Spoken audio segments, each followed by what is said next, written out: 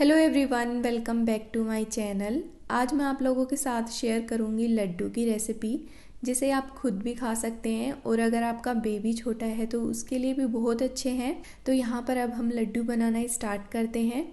और अगर आपका बेबी खाना खाने में थोड़े नखरे करता है, जैसे कि मेरा बेबी करता है, तो अगर ये लड्डू आप उसको सुबह शाम दूध के साथ खिलाएंगे तो बहुत अच्छे से वेट गेन होगा।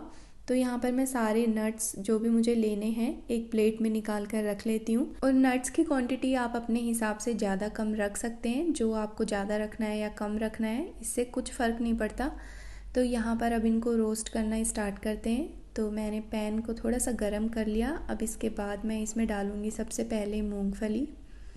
तो यहाँ पर जो भी नट्स हम रोस्ट करेंगे उनको एक एक करके ही रोस्ट करना है, एक साथ नहीं करना है, क्योंकि ये सारे ही अलग अलग वैरायटी के नट्स हैं। तो इनको रोस्ट करने का टाइम भी बहुत वेरी करता है, तो इसलिए तो यहाँ पर मूंगफली मैंने रोस्ट कर ली और अब मैं बादाम रोस्ट करूँगी।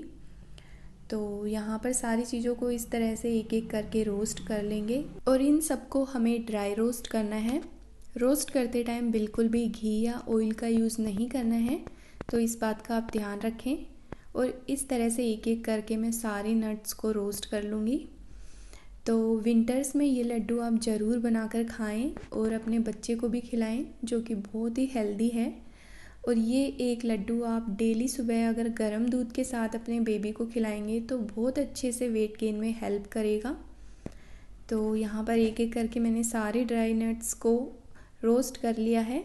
अब इसके बाद मैं इसमें डालूँगी लास्ट में 1 कटोरी तिल। और यहाँ पर जो भी मैंने नट्स यूज़ करे हैं, अगर आपको इनमें से कुछ स्किप करना है और आपको कोई और नट्स डालना है तो एकदम टोटली ये आप पर डिपेंड करता है। आप इसमें पिस्ता वगैरह या किशमिश भी डाल सकते हो, जो भी आपको अच्छा लगता है। तो यहाँ पर तिल मैंने रोस्ट कर लिए हैं, तो अब इसको मैं निकाल कर प्लेट में रख दूँगी। और अब मैं गैस की फ्लेम को बंद कर दूँगी, क्योंकि पैन में अभी इतनी हीट है कि जब मैं इसमें ये डेसिकेटेड कोकोनट रोस्ट करूँगी तो बहुत इजीली हो जाएगा, क्योंकि इसको ज़्यादा गरम करने की ज़रूरत नहीं है। आप इसमें जो नारियल का गोला आता है उसको ग्रेट करके वो भी ले सकते हो, बट मैंने यहाँ पे डेसिकेटेड कोकोनट लिया है, ये भी बहुत अच्छा होता है। तो इसको भी थोड़ा सा भून लेंगे। इसका कलर बिल्कुल भी चेंज नहीं करना है, बस इसको थोड़ा सा मतलब एक बार इसको हीट मिल जाए इतना। तो यहाँ पर मैंने सारी चीज़ें रोस्ट कर ली हैं। अब इन सबको थोड़ी देर के लिए ठंडा होने के लिए रख देंगे। और तब तक मैं यहाँ पर जो डेट्स हैं इनके अंदर का बीज निकाल कर अलग कर लूँगी। और ये जो लड्डू हैं सिर्फ वेट गेन में ही हेल्प नहीं करेंगे, बल्कि इम्यूनिटी को भी बहुत अच्छे से बूस्ट करने में हेल्प करते हैं। तो आप विंटर्स में ज़रूर बनाकर अपने बच्चों को भी खिलाएं और आप भी खाएं। तो अब मैं जो मूंगफली है इनके ऊपर का छिलका भी निकाल लूँगी, तो इस तरह से बहुत इजीली निकल जाएगा। तो आप देख सकते हो। अब इनका हमें पाउडर बनाना है। तो अगर आपके पास मिक्सर जार मेरी तरह थोड़ा छोटा है तो आप इनको आधा आधा करके भी पीस सकते हो, या फिर बड़ा है तो एक साथ भी सारे नट्स को आप पीस सकते हो। और इसे हमें एकदम पाउडर फॉर्म में पीसना है। अब ये रोस्ट करा हुआ मिक्स सीड मैं मार्केट से लेके आई थी, ये आपको शॉप पर इजीली मिल जाएगा।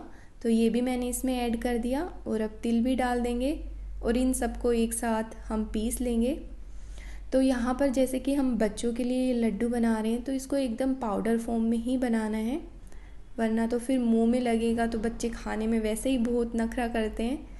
तो इसी तरह से आप बच्चों के हिसाब से ही बनाएं। अब मैं बाकी बचे हुए नट्स को भी अच्छे से पीस लूँगी और यहाँ पर मैं इसमें ये खजूर भी ऐड कर दूँगी और इसका भी हमें एकदम पाउडर जैसा ही फॉर्म बनाना है। तो अब मैं इसको मिक्सर में अच्छे से डालकर पीस लूँगी। और यहाँ पर मैंने सारी चीज़ें अब रेडी कर दी हैं। तो ये जो बचे हुए नट्स हैं इनको भी ऐड कर देंगे और ऊपर से मैं इसमें जो डेसिकेटेड कोकोनट है वो भी डाल दूँगी। अब यहाँ पे मेरी हेल्प करने के लिए मेरे हस्बैंड और मेरा बेबी भी आ गए थे। तो आप देख सकते हो कितनी अच्छे से हेल्प कर रहे हैं दोनों। और इन लड्डुओं को सिर्फ मैं डेट से ही नहीं बना रही हूँ, इसमें आप हेल्दी शुगर या फिर जैगरी का यूज़ कर सकते हैं, जैसे कि मैंने किया है। क्योंकि डेट्स खाने में कुछ ज़्यादा ही चिपकता है तो मुझे अच्छा नहीं लगता और फिर बच्चों को भी इतना पसंद नहीं आता। इसलिए मैंने इसमें जैगरी लास्ट में यूज़ किया है। और साथ ही ऊपर से मैं इसमें डालूँगी थोड़ा सा घी डालने से एक तो फ्लेवर बहुत अच्छा आता है और दूसरा कैलोरीज भी बढ़ती हैं, जो कि बच्चे को वेट गेन करने में हेल्प करता है।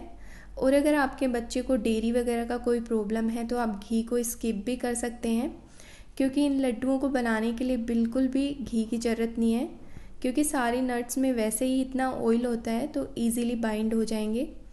तो मैंने अच्छे से मिक्स कर दिया सारी चीज़ों को और अब इसके लड्डू बनाने स्टार्ट करेंगे। और आप अपने हिसाब से इनको छोटा बड़ा जैसा आपको अच्छा लगता है उस हिसाब से बना सकते हैं। तो यहाँ पर आपने देखा कितना इजी था ये लड्डू बनाना, और इस तरह से मैं सारे लड्डू बनाकर रेडी कर लूँगी। तो वीडियो अच्छा लगा हो तो लाइक करना।